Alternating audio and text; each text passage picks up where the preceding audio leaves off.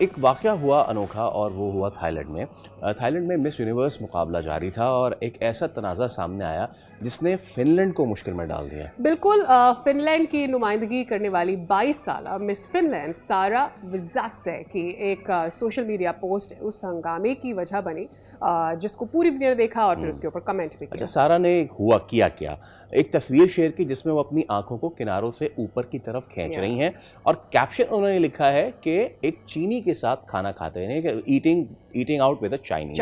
बस फिर क्या हुआ जनाब? उसके बाद हुआ ये कि इस तस्वीर को नस्ल परस्ताना करार दिया गया। जापान, जनूबी कोरिया की अगर हम बात करें, चीन की बात करें, शदीद रद्द अमल इसकी वजह से सामने आया। अब थाईलैंड में होने वाले मिस यूनिवर्स मुकाबले में जो तनाज़ा सामने आया है वो इतना जो ना हो सकता है इन आर पार्ट ऑफ वर्ल्ड वो उसको इतनी वेटेज नहीं दी या बट उसको एक्चुअली ये इससे फिनलैंड में भी बड़ी जो है चर्चा हुई है और इसकी वजह से वहाँ पर भी इसके ऊपर कमेंट किए जा रहे हैं।